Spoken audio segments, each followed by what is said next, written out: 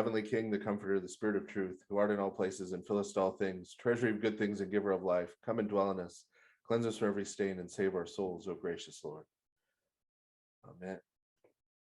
So we'll get started here in just a minute. And when we get started, we are picking up in Genesis chapter 14. We're reading the story of Abraham. Right now, he's still Abram. His name has not yet been changed, but we'll get there. But to sort of catch us up to where we are, we're not that far in yet, so the catch up can still be relatively quick. We're going to have to tonight, in terms of some of the stuff we're going to see in chapter 14, we're going to need to back up a little bit into Genesis 1 through 11, do a little review there, but I'll wait until we get there before we start talking about that. But just to, in general, in terms of the overall arc of Abram's story and where we are, Abram has heard the call of God. He's left the city of Ur in Mesopotamia, which was literally at the time essentially the capital of the world in terms of culture and in terms of civilization, and has gone to the other side of the known world at the time, to this land that God directed him to go to. There in the land, he's been prosperous. He's been there with his whole sort of extended family, and that includes his nephew Lot, who we're going to be seeing again this evening. And last time we were talking about how, because of that prosperity, as Abram's family has grown and his flocks and herds have grown, and as Lot also has been blessed and his flocks and herds and family have grown, there was sort of not enough pasture land for the two of them, right? Because they're living sort of between cities. There are these major Canaanite cities and that kind of thing, and so they've been nomadically living in between. But you can overgraze. If you have any agrarian experience, you can overgraze a plot of land and essentially wreck it. And so that started causing disputes between the shepherds and herdsmen of Abram and the shepherds and herdsmen of Lot. So Abram came to Lot and very graciously said, look, there's a lot of land around these parts. There's no reason for us to be living on top of each other and feuding. You choose which land you want and go there, and I'll take whatever area you don't want. I'll let you pick. And Lot chose at the time the land down around the cities of the plain, which includes Sodom, Gomorrah, and we saw that he had gone and camped out. We were told at that time near the city of Sodom, and I think we all, spoilers, know where that's going. But we talked about last time how there was this sort of divide between Lot wanting to get back to some of that city life, and some of those comforts, whereas Abram is more content living as a nomad, as God has called him to. And that's really sort of where we pick up this evening. Although when we get started here in chapter 14 this evening, we'll see that where Abram and Lot and their families are about to get caught up in the global politics of the very late third millennium and very early second millennium BC in the land of Canaan. So unless there are any questions left over from last time that we didn't get to or anything like that, we'll go ahead and pick up tonight in Genesis chapter 14, verse 1. Now it came to pass in the reign of Amraphel, king of Shinar, Arioch, king of Eleazar, Chedorlaomer, king of Elam, and Tidal, king of nations, that they made war with Bera, king of Sodom, Bersha, king of Gomorrah, Shinab, king of Admah, Shemaber, king of Zeboim, and the king of Bela, that is Zoar. All these joined together in the valley of Siddim, that is the Salt Sea. 12 years they served Kedorlaomer, and in the 13th year they rebelled. So we will we'll stop there for now. So these first 4 verses are giving are sort of a summary statement. They're talking about sort of the overall picture of the events that are about to unfold. So this is sort of the original War of the Five Kings. You've got Kedorlaomer, who is sort of the great king. The way things were organized at this point, we'll review a little, is that there definitely weren't nation states the way we think of them today. There weren't even really empires the way we think of them today in the ancient world. What you had were independent city-states, is what they're called, but really they're just cities, right? They're independent cities. And then around those cities, you have farmlands and pasture lands that are producing the food and livestock and everything that are needed in the city. Then inside the city, you have tradesmen, blacksmiths, that kind of thing, who are using the raw materials brought into the city. And so each of these is really sort of an independent unit, right? But as certain cities would prosper and become wealthy, and therefore acquire greater military strength, they would be able to, through their military forces and just through their economic power, in terms of trade routes and that kind of thing, sort of extend their influence over other neighboring cities.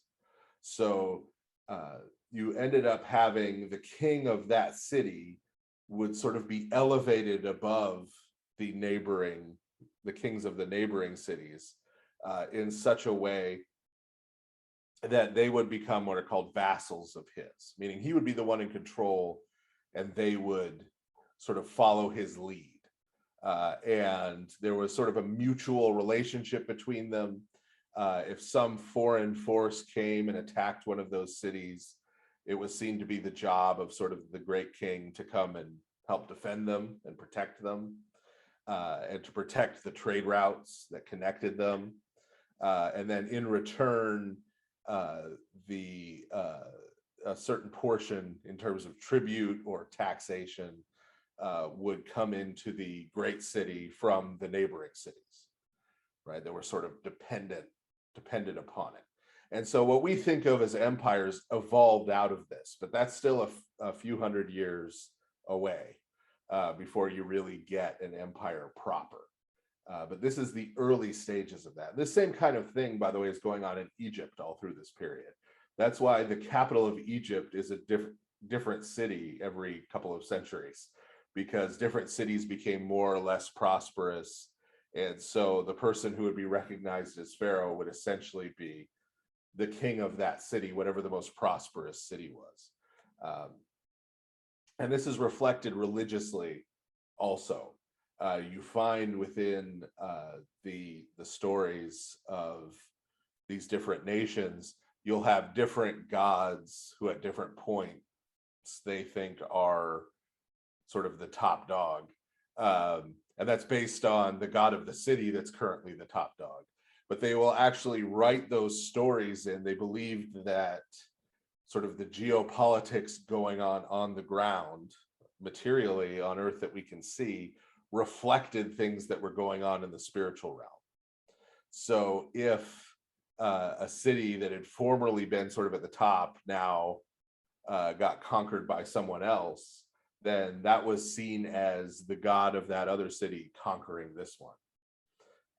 And this comes into play in the scriptures later. For example, a lot of the prophets, when the Babylonians come and conquer Judah and take them into exile, the reason the prophets are hammering so hard on the fact that it was Yahweh, the God of Israel, who sent them into exile, is that the natural way for people to think in the ancient world, and the way the Babylonians thought, was, oh, this means that Marduk, the Babylonian god, is more powerful than Israel's God. And so the prophets are coming to correct that and say, no, no, no, no, no, no, no, no, no, no, no. Marduk isn't anything, right? Don't worry about Marduk. This is the God of Israel disciplining his own people and using the Babylonians to do it. And he's going to judge the Babylonians later on and take care of them. But what's happening in Israel is, but that still, even in that case, that reflects this idea that sort of the material, political, economic realm on earth is not sort of detached from the spiritual world, that these things are united. And so the things that we see happening are connected. That's going to be important as we go forward here to understand this. So the situation at this time in Canaan is that Chedorlaomer, this king, has been able to extend his authority over these 9 vassals. And every so often, right, one of these, a vassal to a greater king would decide, kind of look around and say, hey, you know what, I sense weakness, or I smell weakness, right? Maybe the greater king is busy with something else. Maybe he's fighting a war. Maybe that war's not going so well, right? Maybe he's not going to be able to protect us. Maybe I'm sick of paying tribute. Maybe I'm sick of paying taxes, right? And so every so often, one of them would decide, hey, I think I'm going to sort of secede. I'm going to throw off, right, this relationship, and I'm going to become independent again. And then, you know, the great king would either have to accept that, or he would have to come in and lay the law down, right, and assert his authority. So in this case, of these 9 vassals, 4 of them are loyal to him. And as we're going to see, they're actually involved in fighting on his side. And then there are these other 5 vassals who are the kings of 5 cities in the plain. And it's identified here because the Orthodox Study Bible is translated from the Greek text of Genesis. It gives us a little bit of additional identifier in terms of location, because of course this the Greek translation was done centuries and centuries later, and so they could sort of update some of the place names and kind of explain, oh, this is where that was, right? And so when it refers to the Salt Sea, that's referring to the Dead Sea. So this is the plain near the Dead Sea, right? And all 5 of these cities are there. They decide, not only do they decide to secede, but they decide to band together in order to secede. They say, hey, if the 5 of us all get together, we don't think he's going to be able to come down here and defeat all 5 of us, so we can become independent, sort of form our own trade unit, form our own economic system down here. We don't need him, we don't want him, and he won't be able to effectively come down here and reassert control over us. And so that's sort of the setup here. This is what's happening politically at the time as we pick up here in this chapter.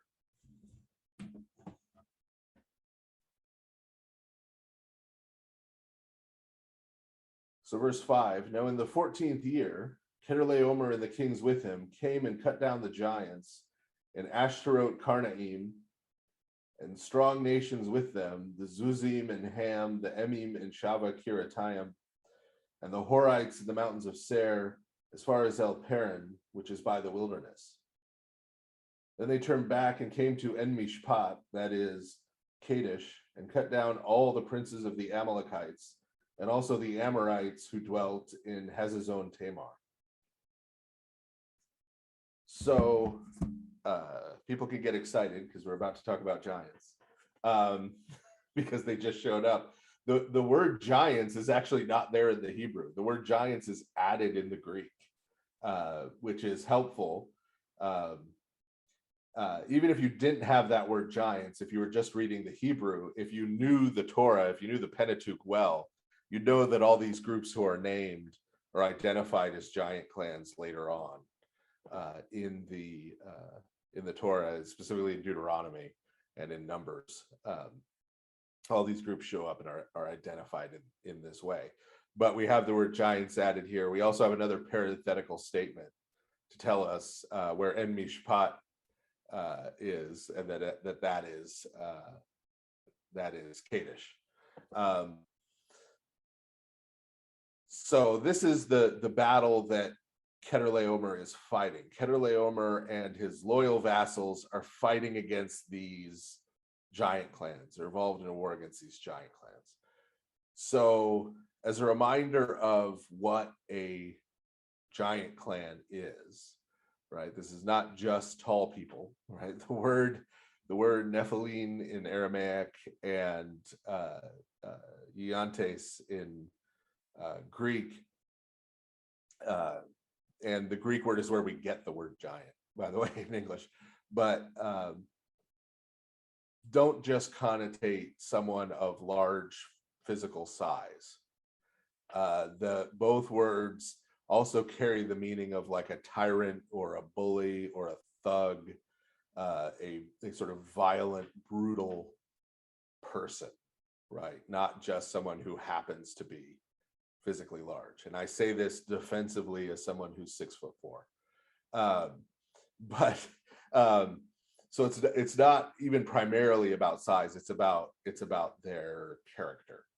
And so here in Genesis 14, we've already seen some giants. We saw giants before the flood.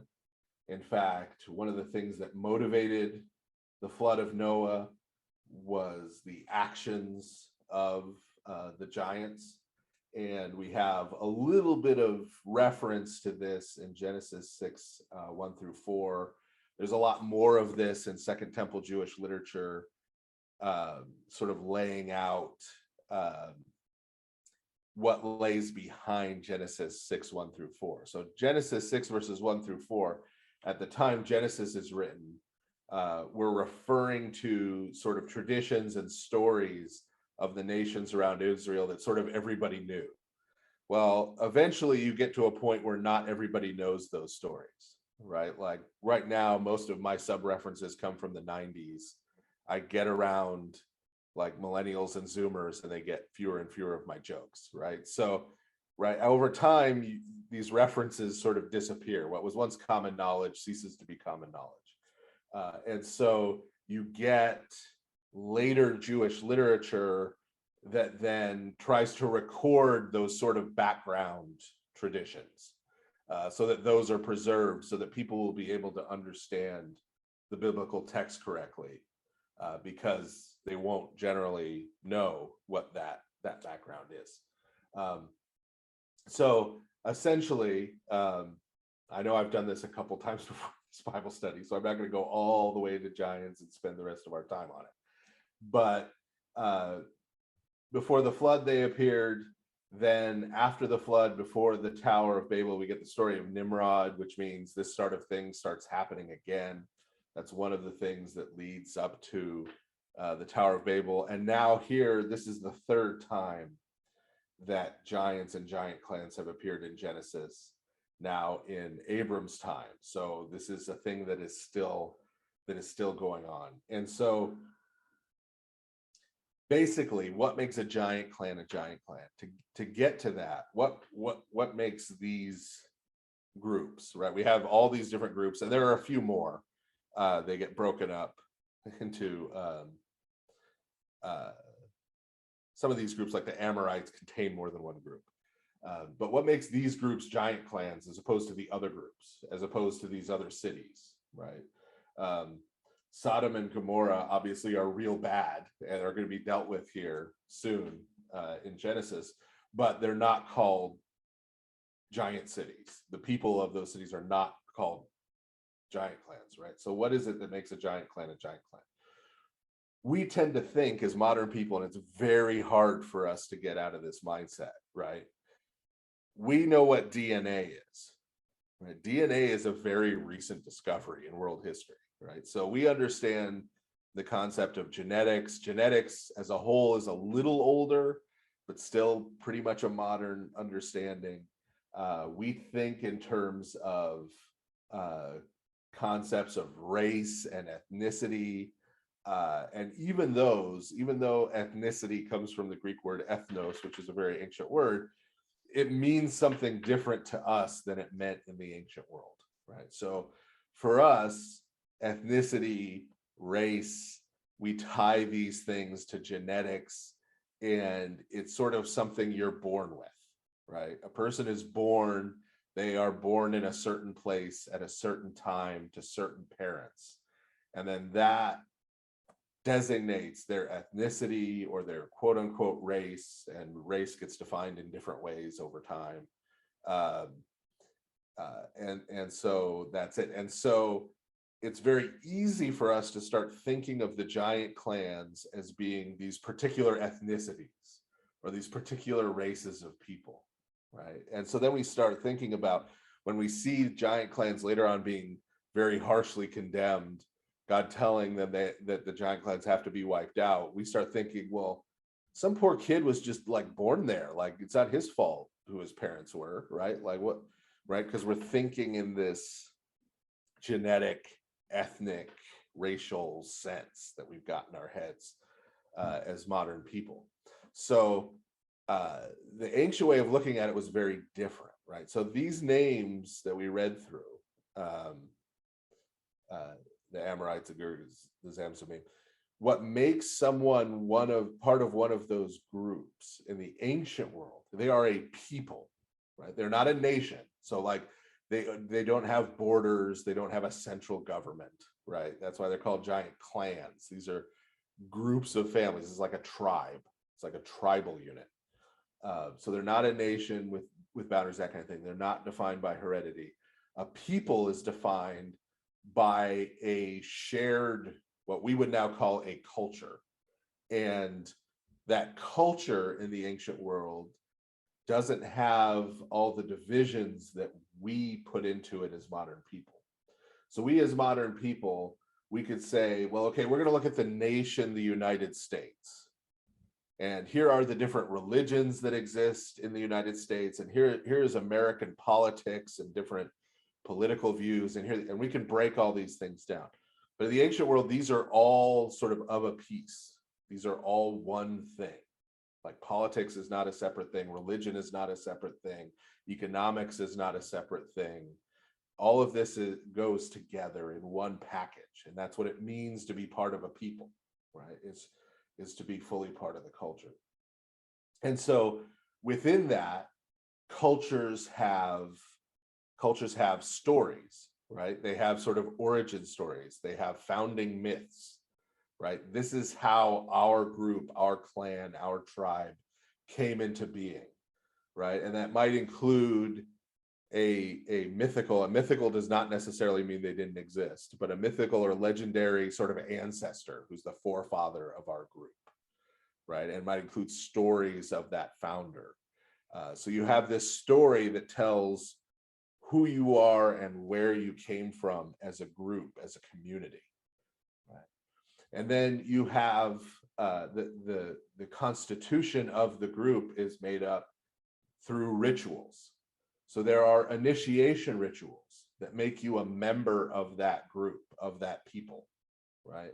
And that's whether if you come in from outside, if you're an outsider who comes in and becomes part of the community, you do that through these initiation rituals.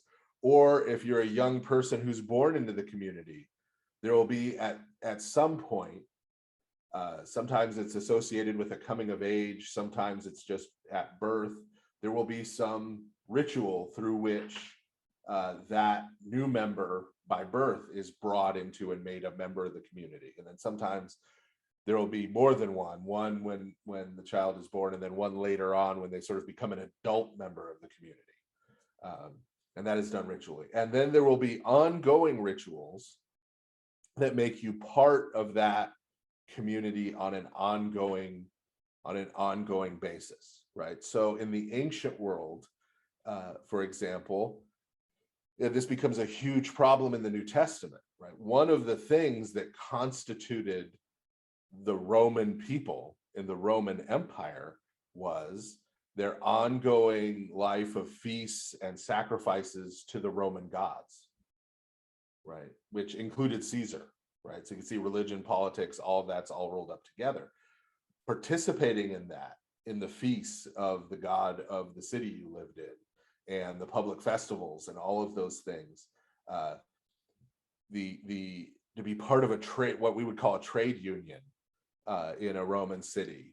That trade union, as part of its membership, would have initiation rituals and would have these rituals that they participated in related to the god who was seen to be the patron of that trade union, right? And so when St. Paul brought people to Christ, and when Christians said, we can't do that anymore, right? We can't participate in these things anymore. That's not who we are anymore. We're now a new nation. We're now a new people, right? The Christians, right? And we have our founding story, and that's the gospel, right? That's what tells us who we are. And the person of Christ himself, that tells us who we are and where we came from and what we're about. And we now have our own ritual life, right? We have baptism, right, to bring new members into the community, and we have the Eucharist on this ongoing basis that constitutes us as a people. But so we have those that constitute us as the Christian people. We can't participate in those pagan societies and in pagan society as a whole, right? And so that brought immediate strife, right, in the Roman world, and became a huge problem. This is what lies behind St. Paul talking about meat offered to idols and participating in pagan temples and all of this, right? So this is what made you part of a people. Ancient Israel had the same thing, right? Ancient Israel, if you were a male, you would be circumcised. If you were female, you would be either the daughter of a circumcised male, or you would be married to a circumcised male.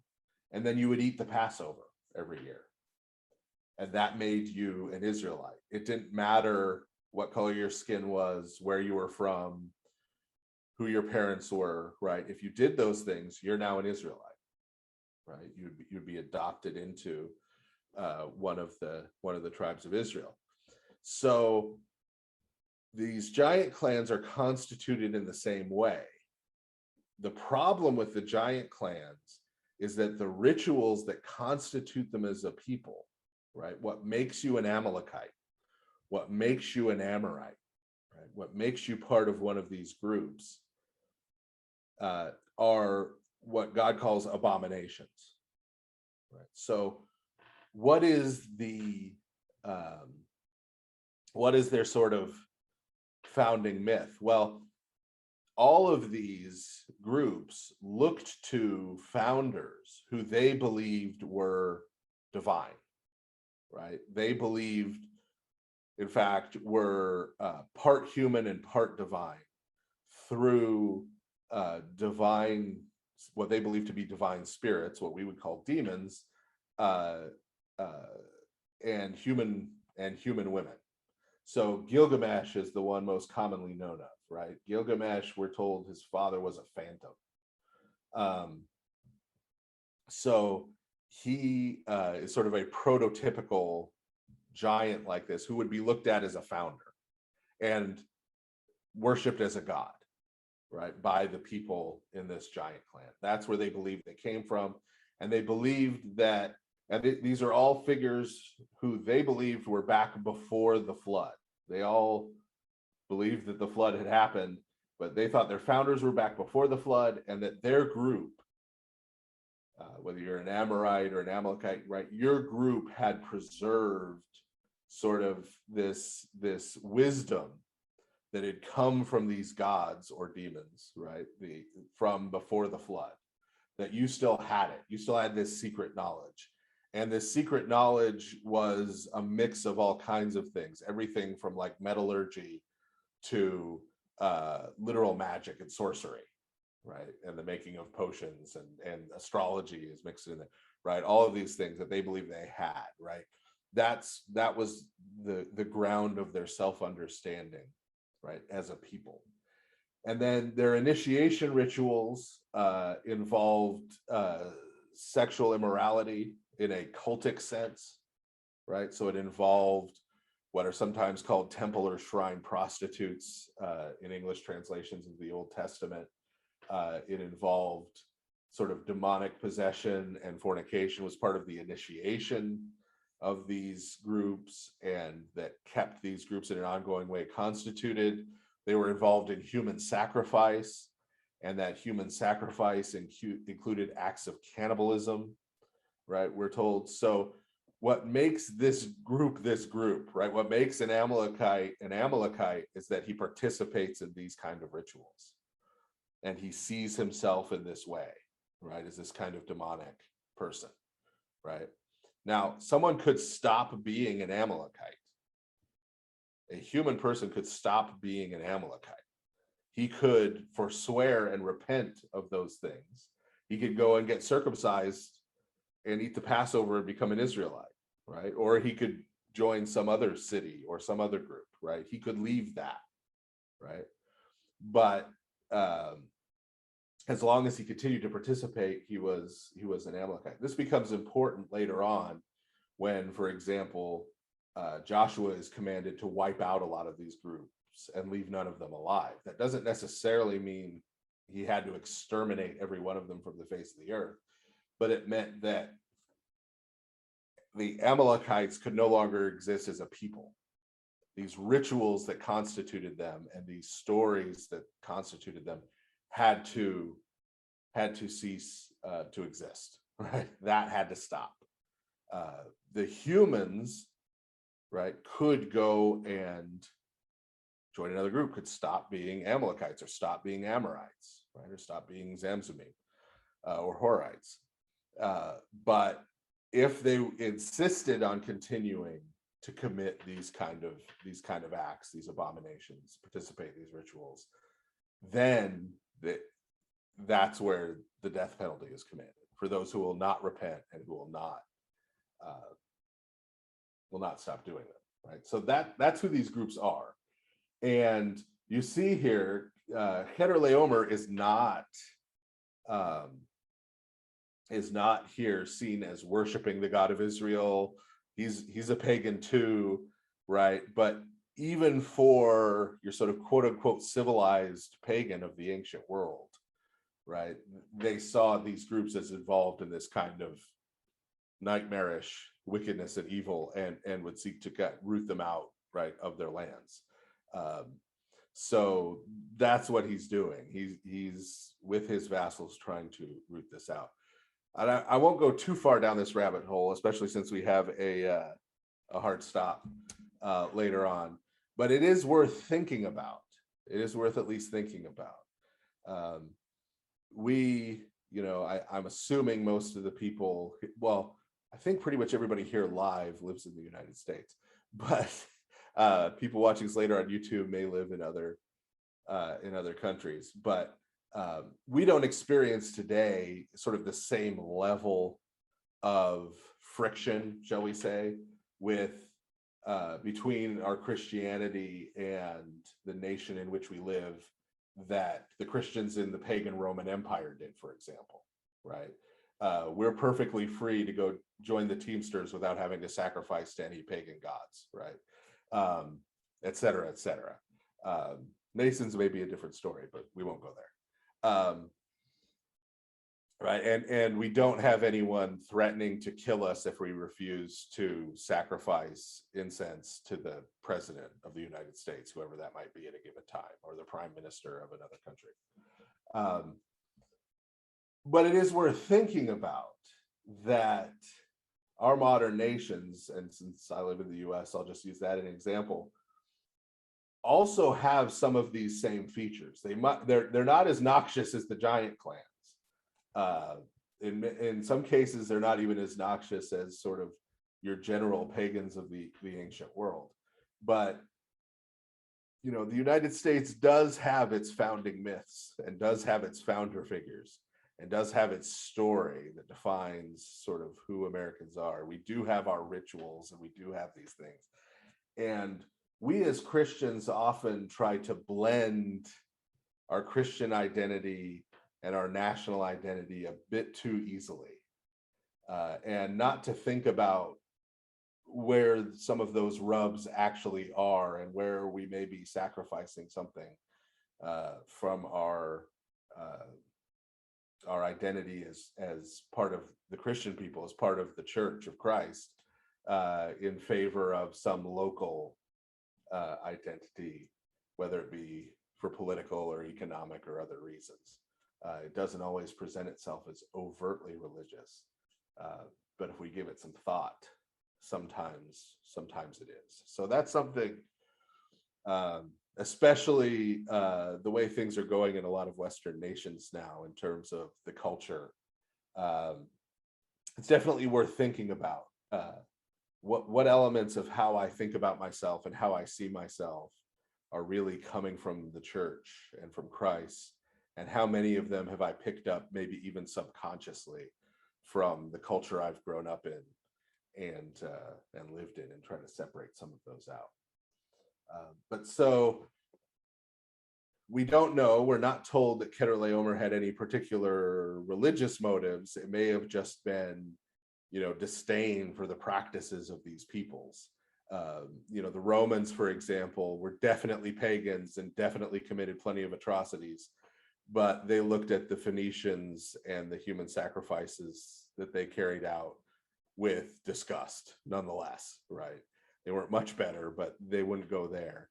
And so it may have been a case of that. But at any rate, Chedorlaomer is trying to wipe out these clans that are the enemies of God, whether he knows it or not, whether that's why he's doing it or not.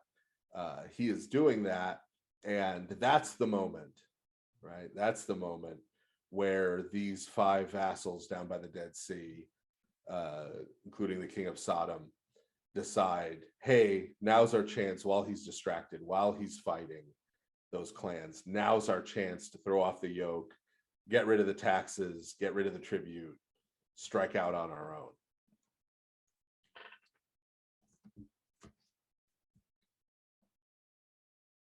So verse 8, now the king of Sodom, the king of Gomorrah, the king of Admah, the king of Zeboim, and the king of Bela, that is Zoar, went out and joined together in battle in the valley of Siddim against Chedorlaomer, king of Elam, Tidal, king of nations, Amraphel, king of Shinar, and Arioch, king of Eleazar, 4 kings against 5.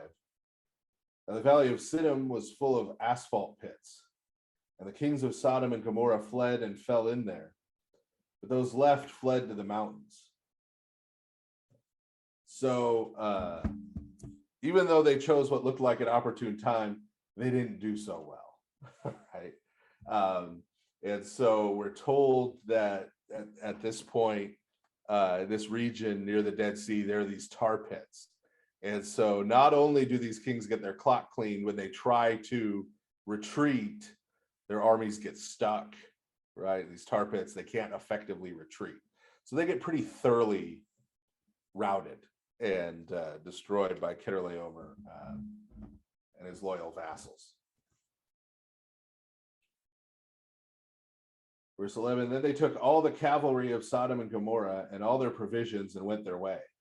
They also took Lot, Abram's brother's son, who dwelt in Sodom, and his goods, and departed. So, and this is typical, right? If you tried this, if you said, hey, we're gonna throw off the yoke, and it didn't work for you, right? Then that basically entitled, since you wasted a bunch of Chedorlaomer's time having to come down there and deal with you, he was now going to extract further tax and tribute, right? He was going to basically take whatever he wanted from you as his right, so that you would get the message, you should never try this again. And so in this case, we're told specifically it's cavalry, meaning he's taking all the horses, right? He takes all the horses. He takes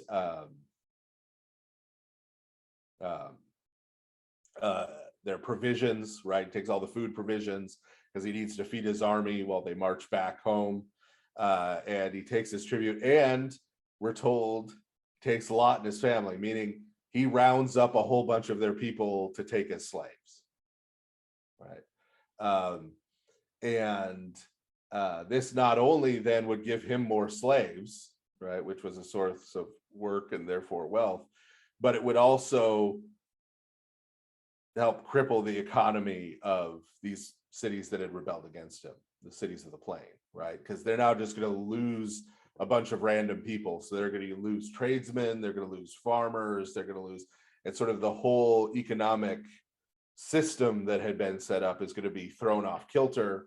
And Chedorlaomer, by the way, is still going to expect his tribute and his taxes, right?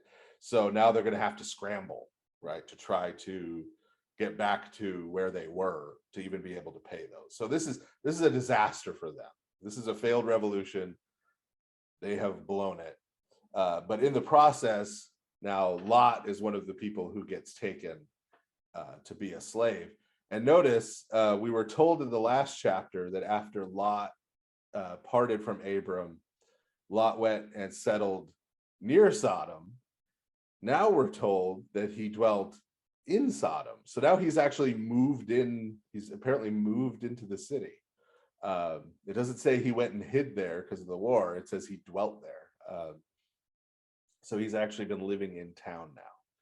But so he also is taken.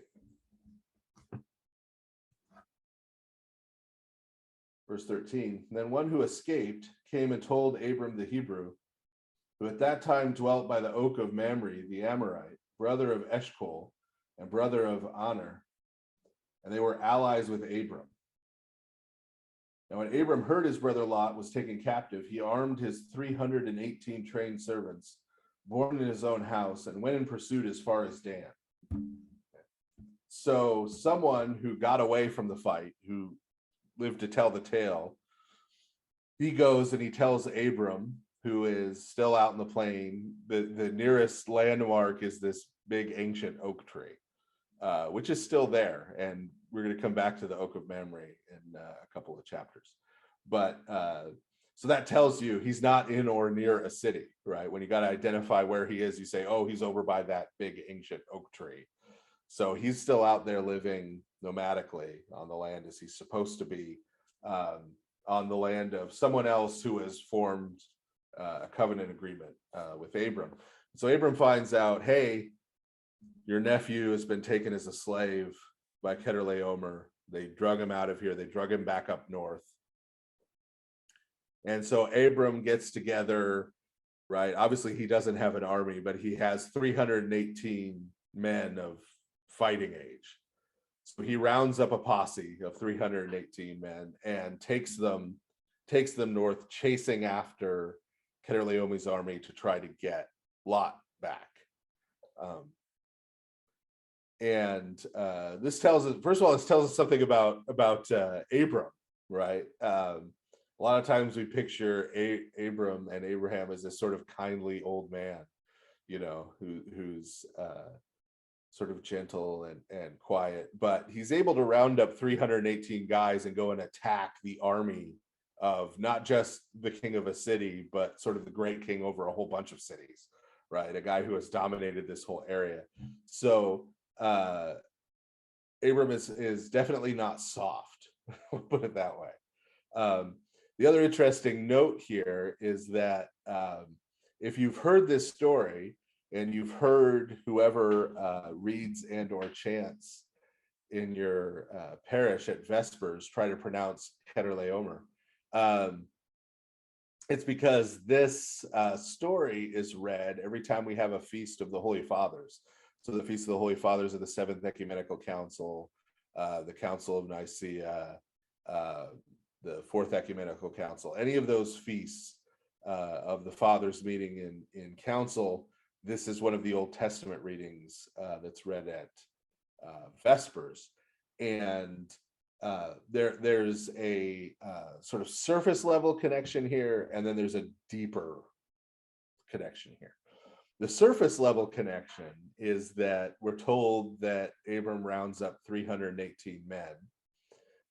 And there happened to have been, at the First Ecumenical Council, the Council of Nicaea in 325, 318 bishops. So that's a surface level, right? Very surface level connection, right? Okay, well, there's 318 and 318, right? And so you could say, oh, well, they're just doing this weird allegory thing because there happened, right, to be the same number. And that's how a lot of people will take it and will just dismiss it and say, act like it's kind of silly. But that's not the main reason why we read this before those feasts, right? That's a surface level connection, but that's not the main reason. The main reason is the dynamic of what's going on here. The dynamic of what's going on here is that Abram, who is the father, who is the head, right, the leader, the head of this overarching household, of which Lot is a part. Lot, as we've seen, and we're going to continue to see, doesn't necessarily always exercise the best judgment, right? He's a little bit too in love with the world and the things of the world. He's a little quick to buy into those kind of things. And because of that propensity of Lot, he's now been taken captive. He's been taken captive by this force in the world. He's been made a slave. And this may end up resulting in his death. Right? And so Abram, as the father, as the leader of this household, right? He steps up, right? He gathers together, right, his men, his fellow leaders, and they go to do battle with this force from the world and to rescue Lot and to bring him back and to reintegrate him back into the household. And so what this is telling us actually is how we should look, how we should understand the ecumenical councils and all of all of the councils of the church. What's going on when the church has a council? Because there are a lot of bad ways that we understand this as modern people, right? If you read church histories written in the modern period about the councils, they will talk about the councils of the church in very materialistic terms, very modern materialistic terms, right? So it's all about politics, and it's all about who has power and who wants power and who's going to exercise power over who, and who's trying to force who out of the church, and everybody's motives, right? And that's how these things are addressed, right? So it has nothing really to do with spiritual reality, has nothing to do with the truth, right? Yes, they're going there to argue about who Christ is, but it doesn't matter who Christ actually is. It doesn't matter who's right.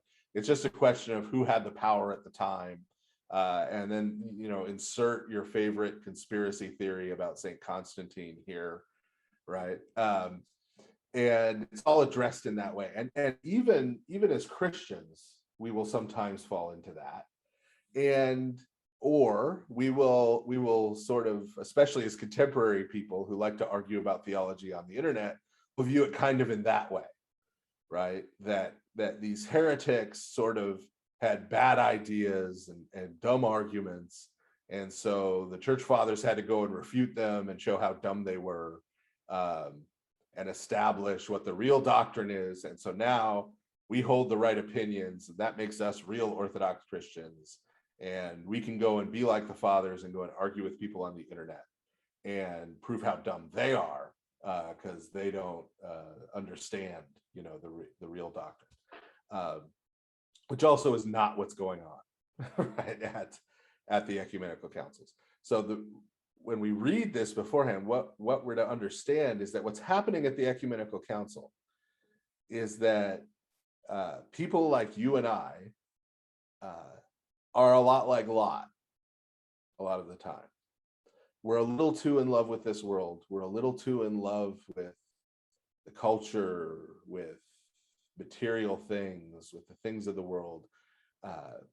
And so we tend to get caught up in that, right? And there are people out there in the world who are going to come to us and try to convince us of certain ideas and certain things, convince us to follow them, create a following for themselves out of all kinds of motives, right? Because they want something from us, they want to manipulate us, they just want power, they just have an ego, right? They just want to have a following. And we can very quickly become a captive of that kind of ideology and of those kind of people and become followers of them. And when we're taken captive, that's not just a neutral thing, right? It's not just, oh yeah, he's reading all of this guy's books, or he's, listening to all of his stuff, and all his stuff is kind of wrong and kind of dumb. It's that when we get taken captive by these ideas are not leading us closer to Christ, they're leading us away from him. They're not leading us to repentance of our sin, they're leading us deeper into our sin. And so they enslave us and they lead us toward death. Right? And so what's happening in the councils is the fathers of the church, right? The bishops, those in authority, the heads of the household of God, the fathers of the household of God, right? Out of their concern for us and their love for us, right? Gather together the leaders and come to rescue us. Come to rescue us from these bad and destructive ideas, from these men who have convinced us to follow them, from these ideas and people who are going to be destructive to us, destructive to our faith. They're going to lead us deeper into our sin instead of to repentance, right? So that we can be restored to the church, restored to the household of God. That's the goal, right? The church fathers meeting in council did not go and burn any heretics, right? They were trying to get, the Arians to come back into the household of God and repent of Arianism and stop following Arius. They were trying to get the Nestorians and, insert the Apollinarians, the Monophysites. We're trying to get them back into those people back into the church by getting them to repent of the destructive ideas and abandon the destructive people whom they were following, right? And so we read this because we're to understand the fathers the way Abram is presented here. We're to understand our bishops and our leaders as the way Abram is presented here, as people who, out of their love for us, not out of a desire to argue and win, not out of a desire for power or control, but out of their love for us, seek to rescue us from ideas and from people who may take us captive and lead us away from salvation. So that's why we read that every time, to remind us of how we need to look at and how we need to understand it. Right? But so Abram sort of is an expression of that pattern, the way he exercises leadership within his household and concern for his nephew Lot, even though Lot has been making a lot of really dumb choices lately, and has even behaved a little disrespectfully. He still has this love for him.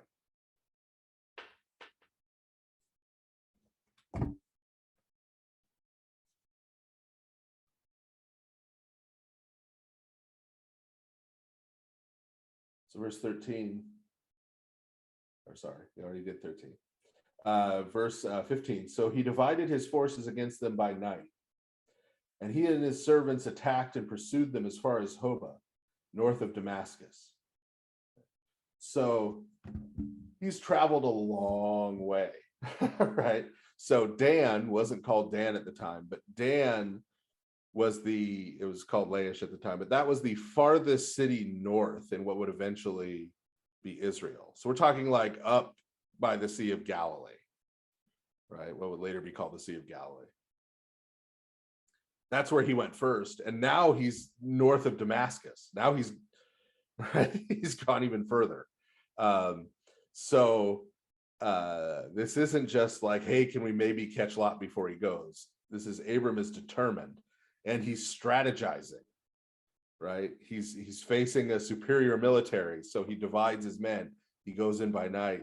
He's a strategist. Again, how do we view Abram? Not this sort of meek, soft old man, but he is we see him here as a warrior. Verse 16, so he brought back all the cavalry of Sodom and also brought back his brother Lot and his goods, as well as the women and the people. Okay, so Abram manages to bring back all of the stuff they took, including all of the people, not just Lot, but he does get Lot back and his family, but also all of the other people who are taken as slaves, which means he won a pretty resounding victory, right? This isn't just he sort of snuck into the camp and found Lot tied up somewhere and managed to sneak back out with him. This is, he routed everyone protecting the tribute, right? And brought it all back. Verse 17, then the king of Sodom went out to meet him at the valley of Shaveh, that is the king's valley, after his return from the slaughter of Kedorlaomer and the kings with him. So we'll pause there first because we're about to get into Melchizedek, which I'll cover very briefly given the amount of time we have left. So the king of Sodom comes out to meet him. Well, why? Well, because Abram with his 318 men just took out the army that defeated the king of Sodom and the other kings and brought back all their stuff. So he did solo what they failed to do with several cities worth of military. And so presumably the king of Sodom, and we're going to see, but presumably the king of Sodom is going to want to get at least some of his stuff back if he can, right? He's going to want to make friends with Abram.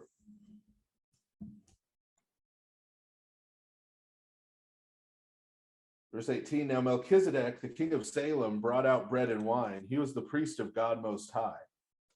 He blessed Abram and said, blessed be Abram of God Most High, creator of heaven and earth. And blessed be God Most High, who delivered your enemies into your hands.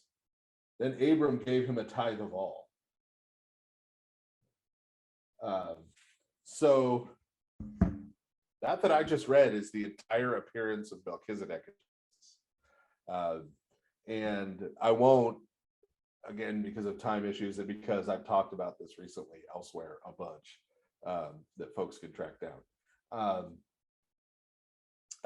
Melchizedek becomes very important later on in Psalm 110, 109 in the Greek numbering, and then in the book of Hebrews and other places and in Jewish literature later. But in terms of how he's presented here, so Melchizedek, his name Melchizedek, literally means my king is Zedek. And he is said here to be the king of Salem. What literally it's the king of Shalom. And the name Jerusalem, the city, is derived from Ur Shalom, which means the foundation of Shalom. So that's the city we're talking about. He's the king of the city that would later be known as Jerusalem. Back when we went through the life of David, we talked about David taking the city and making it his capital. So you can go back to that Bible study, and there's a bunch more about the city there. I think I rambled for a while about it at least. But Zedek, that second part, my king is Zedek. Zedek, which literally means sort of justice or righteousness, was the name of an aspect of the pagan sun god at the time. That sort of version of the sun god is the one that was worshipped by the pagans in Jerusalem. So there's the king of Jerusalem when we get to the book of Joshua, which is between 500 and 750 years later than this. But the king of Jerusalem at that time, at the time of Joshua, is named Adoni-Zedek, which means my Lord is Zedek, right? So it's the same kind of thing. And we know that unfortunately, if you read 1st through 4th Kingdoms or 1st and 2nd Samuel and 1st and 2nd Kings carefully, starting with Solomon, they were worshiping this sun god again at Yahweh, the God of Israel's temple in Jerusalem. King Josiah had to come and destroy the idols, the sun god that were there and had been there since Solomon. So all that is to say, he has a name. Of course, he didn't name himself, right? He was given that name by his father, who was the previous king. of this pagan, that includes the name of this pagan god. And that's why the text wants to be so clear that he is a priest of God Most High. He's not a priest of the sun god. He's not a priest of Zedek. He's not a pagan, right? He is a priest of God Most High. And it gets repeated here in this, couple of sentences where Melchizedek appears. It's repeated several times that he's a priest of God Most High, to sort of hammer that home. And not to go too far back into this, you can go back just a couple Bible studies to the first one on the life of Abraham, where I ran through Genesis 1 through 11. At the Tower of Babel, right, that's where we have this transition to God, because of the sin of humanity and because he had promised after the flood not to wipe out humanity again in humanity's sinfulness, he had to distance himself from humanity so his holiness would not destroy human beings. And so he appointed angelic beings as sort of intermediaries between him and humanity to govern the nations, and the nations began to worship these angelic beings as gods. That's what's going on with Zedek. But Melchizedek here is an example, like we saw with Abram himself, right? Abram himself was still worshiping the Most High God. He was still worshiping Yahweh, who would become the God of Israel, right? That's who he's still worshiping. Melchizedek is another one, right? Melchizedek is another person who's still worshiping the Most High God. And that's why he comes out now to greet Abram and to interact with him here, is because they're two of the people who are still left worshiping the true God. And this is an idea that runs all through the scriptures, that no matter how bad things get, no matter how much of God's people turns away from him, he always preserves a remnant. Right. So famously, the prophet Elijah, after sort of the showdown with the prophets of Baal on Mount Carmel, sort of despairs that he's the only one left. God says, no, there's 10,000 who haven't bowed their knees to Baal. Right now, it seems like when we pick up in Genesis 12, like maybe it's just Abram, right? Even Abram's father seems to not really be on board, right? He seems to still have some paganism involved there. But now we know it's not just Abram, right? There's also this king who's the king of the city that would be known as Jerusalem. And then the way they interact here, you see, is twofold. The first is that Melchizedek brings out bread and wine. This is a sacred meal, meaning this is a sacrificial ritual. You do not have to kill any animals to have a sacrifice.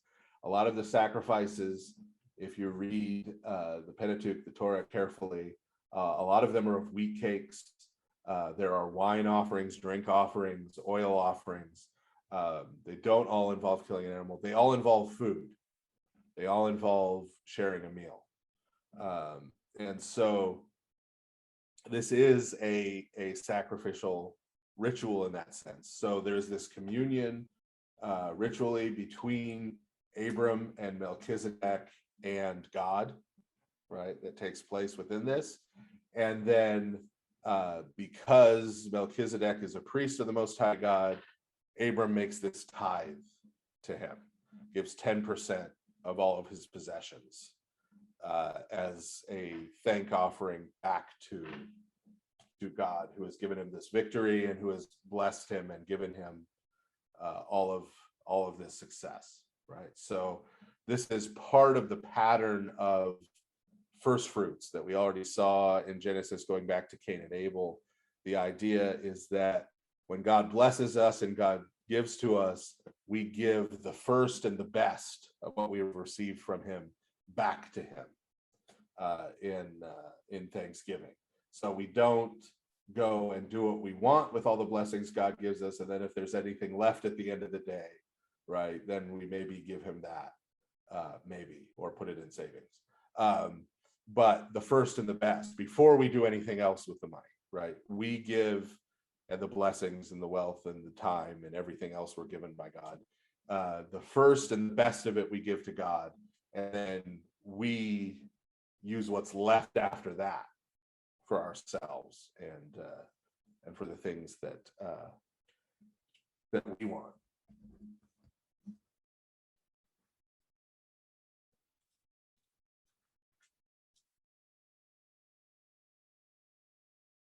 Verse 21, now the king of Sodom said to Abram, give me the people and keep the cavalry for yourself. Right? So king of Sodom, right, not in a very good negotiating position, right?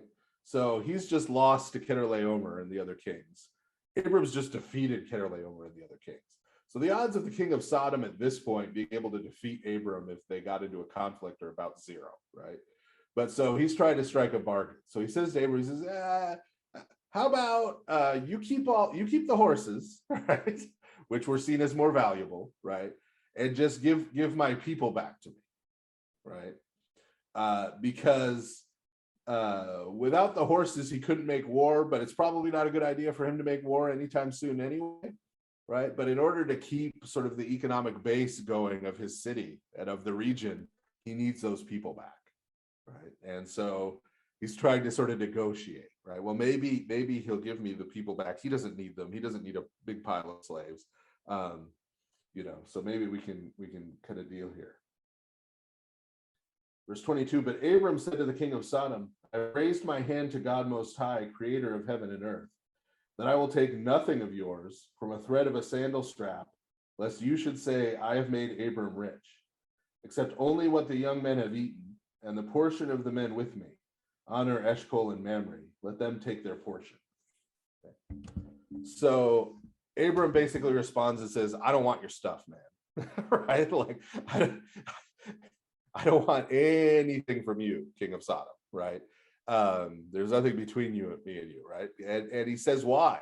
And this should be read as insulting because it is insulting, right? He says that he swore to the Most High God that he would not take so much as essentially a shoelace, right? I don't want anything from you, anything. He said, look, we took back all the provisions they took, and my 318 guys, and these allies of mine who came with me, they ate some food on the way back down here, right? Because they were hungry, right? We had to eat, right?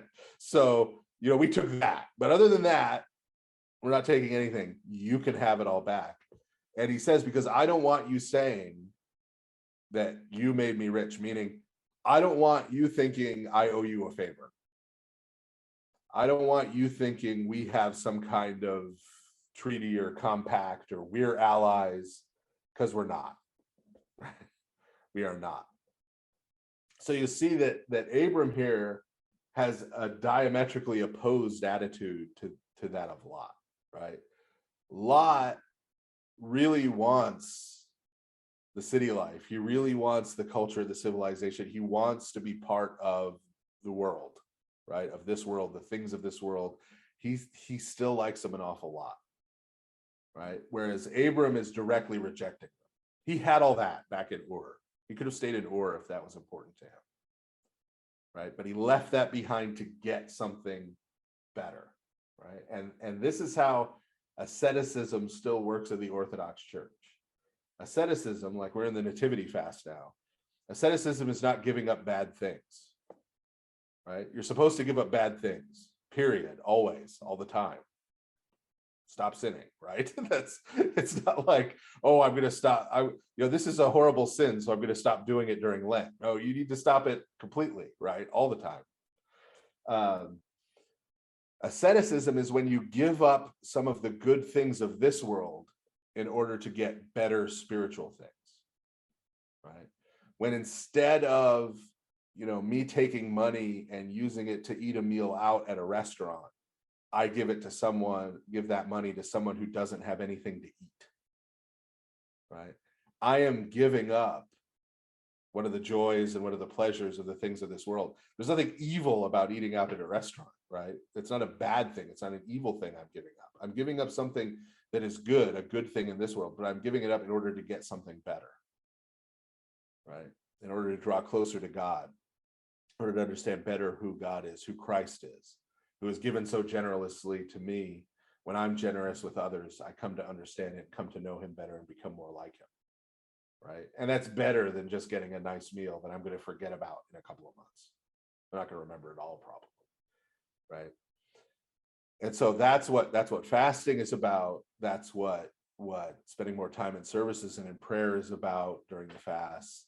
All of these ascetical things that we do, it's about giving up the things in this world in creation that are good, right?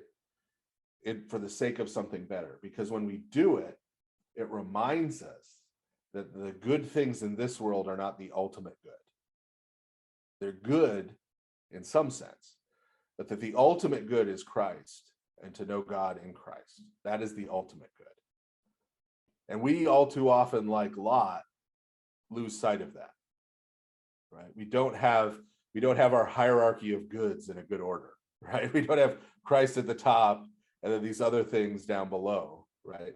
Things get out of order, right? We start taking things like money or a full stomach or toys and doodads and things that we want. They start ratcheting their way up the list. They start getting ahead of family. They start getting ahead of other people. They start getting ahead of the church. And sometimes they even get ahead of Christ himself in our minds, right? And they become what we serve. We start serving mammon instead of Christ. We start serving our reputation instead of Christ, right? We start serving our ego instead of Christ, right? But it's not only a problem when they get up there ahead of Christ. It's a problem when they get ahead of other people. It's a problem when they get ahead of our family. It's a problem when they get ahead of any number of other things on the list. Those need to be down, right, on the bottom. And so when we practice asceticism, when we fast, when we do what Abram did here, say, you know what? No, I don't want your stuff, right? It's more important to me to be clear of this, right? When we do that, we free ourselves and we start to get our ranking of what is good back in order, right? Back in order. So I think this is probably a good time, given our heart out, to stop and see if anybody has any questions here in the last few minutes. And then Michael can get the other meeting started. I just want to remind everyone you can type a question up in chat or feel free to come off mute if you would like to and ask your question verbally if you want.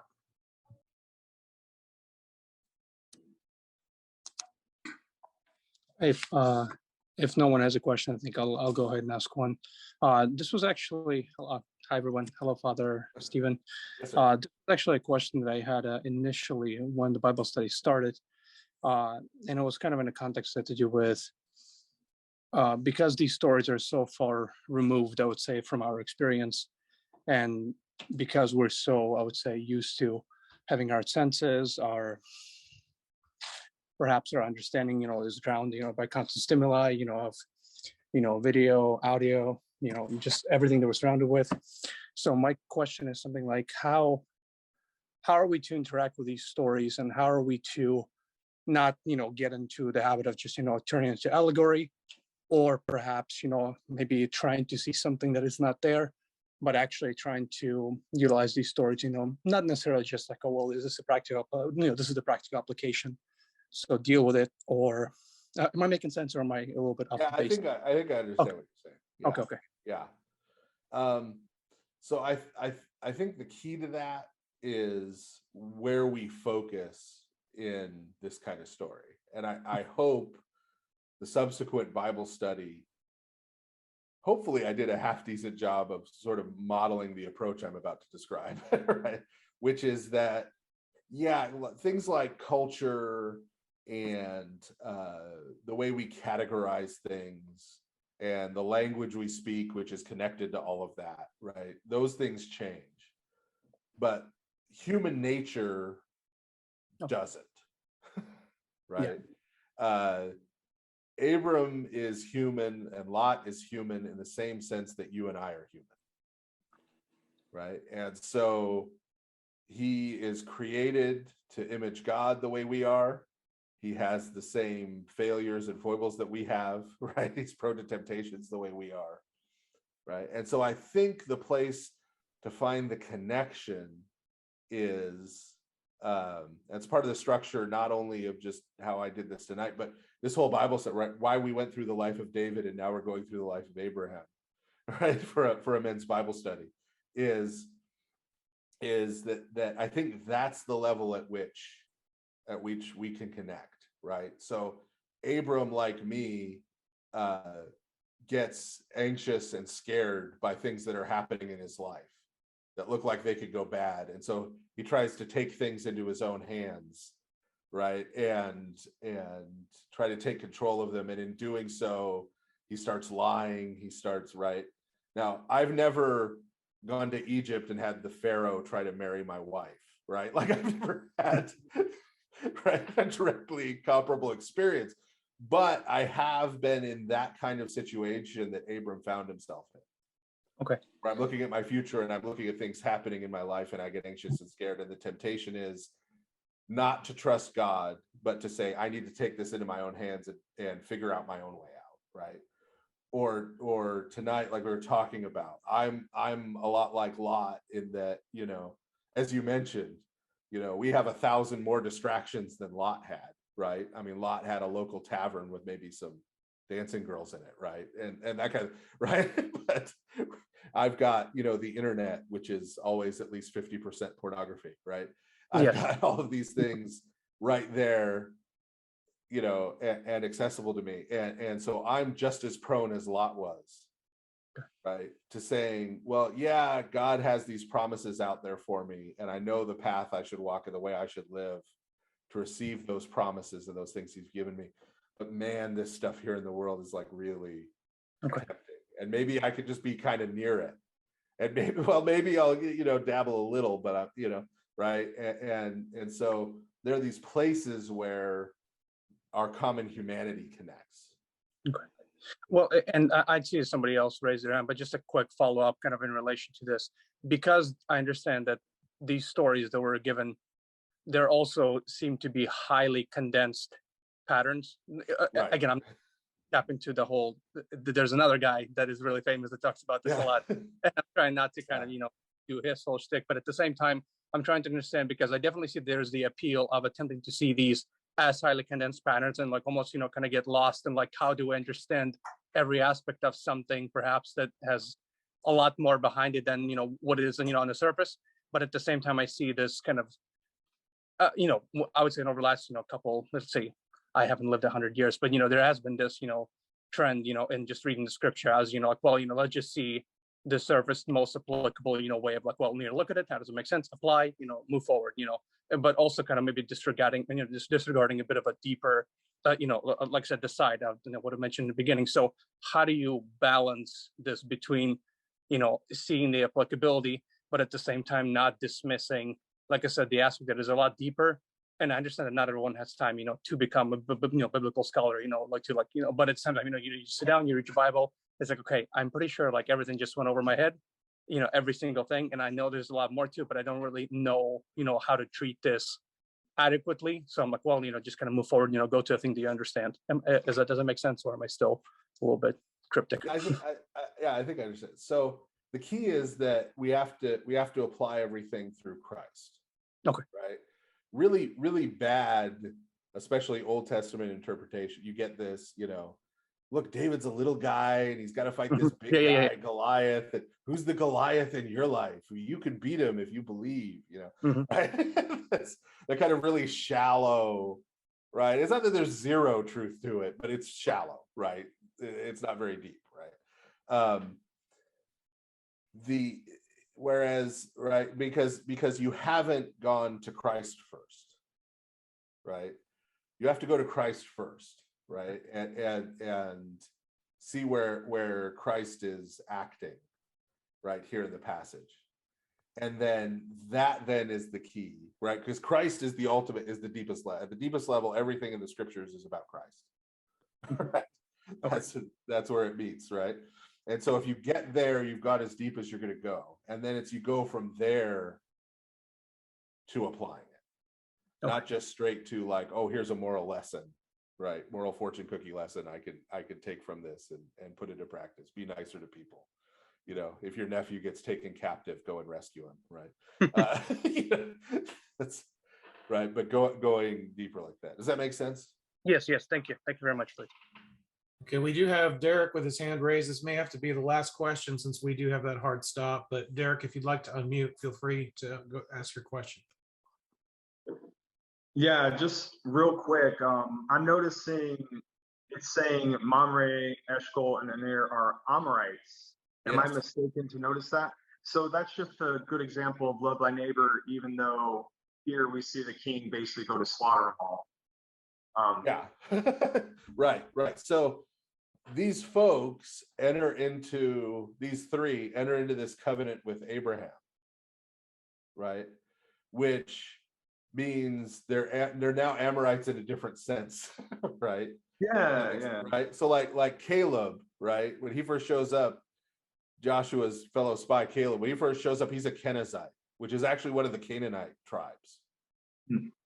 Right. But by the end of his story, because he enters into communion with Israel, he's one of the elders of the tribe of Judah. Right. Cool. And you see the same thing here, right? Because they've allied themselves with Abram. Right. They're now in a different sort of social unit, a different category. Again, it doesn't matter their DNA or their heredity or right, our modern concepts of ethnicity. Right. Yeah. Is the 318 composed of just Abram's household, or was there some from Aner, Eshcol, and Mamre as well? It's not totally clear in the text. That's the number of sort of fighting men, meaning men of a certain age, right, who are physically able, who he got from his household. Thank you. All right. Well, I apologize that we have to go ahead and bring this to a close. Can't go over our time since we do have a DMC meeting immediately after this. I just want to remind everyone that if you like these Bible studies, you will love our retreat on Saturday with Father Stephen D. Young as our keynote speaker at noon Eastern and 11 a.m. Central Time. But don't forget, in the morning at 10 a.m. Eastern Time, 9 a.m. Central, we're going to have a discussion on Father Stephen D. Young's book, The Religion of the Apostles, Orthodox Christianity in the First Century. I can truly say that this is an incredible book, and I know that I'm looking forward to discussing it and hearing Father Stephen speak on the theme of this wonderful book. So please join us if you can. The Zoom link has been sent out in the Amen newsletters. It's also available in band if you're in band with us. But just sign up for our newsletter. We're going to send it out one more time before the event. If you haven't received that link, if you'd like to join us on Saturday. And as always, thank you, Father Stephen, for doing this Bible study, and thanks in advance for what you're going to do this coming Saturday for us.